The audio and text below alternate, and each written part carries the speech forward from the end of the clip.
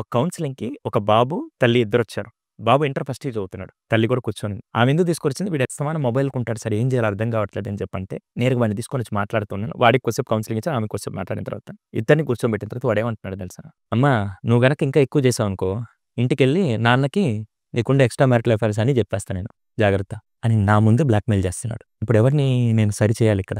ఇలాంటి దారుణమైన థింగ్స్ అన్నీ జాగ్రత్తగా, బాధ్యతాహితంగా ఎవరైతే ఉంటారో అది చాలా ఉత్తమమైన పనండి.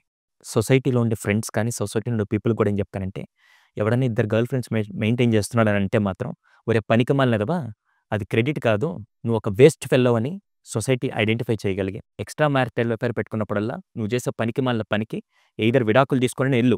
ఇది మాత్రం కరెక్ట్ కాదని సమాజం దాన్ని ఫోకస్ చేస్తూ ఉంటేనే అది కట్ అవుతుంది తప్ప, మనోళ్ళు ఏం చేస్తారంటే కామెడీకి నువ్వు తోపురా, నువ్వు తురువు అనే ఎదవ డైలాగ్ లేకుండా దాన్ని అనిస్తేనే కరెక్ట్‌గా ఉంటుంది. 200% చిన్న చిన్న తాత్కాలిక ఆనందాల కోసం ఎవడో ఏదో నువ్వు అందంగా ఉన్నావు అనంగానే, ఇప్పుడు చాలామంది గుంటూరులో చాలా ఇన్సిడెంట్స్ నేను చూస్తున్నాను మ్యామ్.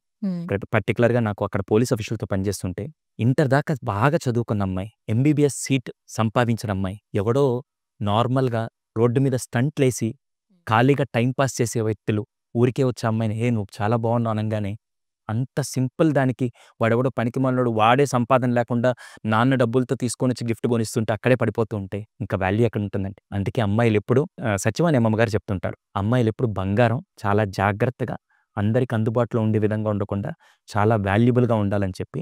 ఇప్పుడు నీ వాల్యూ అవతల వాడు పెంచే విధంగా ఉండాలి కానీ, తగ్గించే విధంగా ఉండకూడదు. అందులో నువ్వు ఆఖరికి యేసుకునే బట్టల్ని కూడా చాలా జాగ్రత్తగా చూసి, ఏది నచ్చుతుంది, ఏది నాకు సూట్ అవుతుందని చూస్తున్నావు కదా! అలాగే ఒక అబ్బాయి, అవతల అబ్బాయి వాడేదో ఎదవ స్టంట్‌లేస్తూనో లేకుంటే చిన్న చిన్న దానికి పడిపోకుండా, నువ్వు సెలెక్ట్ చేసుకునే విధంగా ఉండాలి తప్ప, నీకు ఎరేసే విధంగా ఉండకూడదని నేను అమ్మాయిలకి ఒక్క విషయం మాత్రం చెప్తాను. ఈ ఈ టైంలో మాత్రం నువ్వు సెలెక్ట్ చేసుకునే విధంగా. అందుకే ఆ రోజుల్లో ఏమంటారు దాన్ని, అందరు అబ్బాయిలందరూ కూర్చొనుంటే సెలెక్ట్ చేసుకునే విధంగా ఉండేదాన్ని. స్వయంవరమా?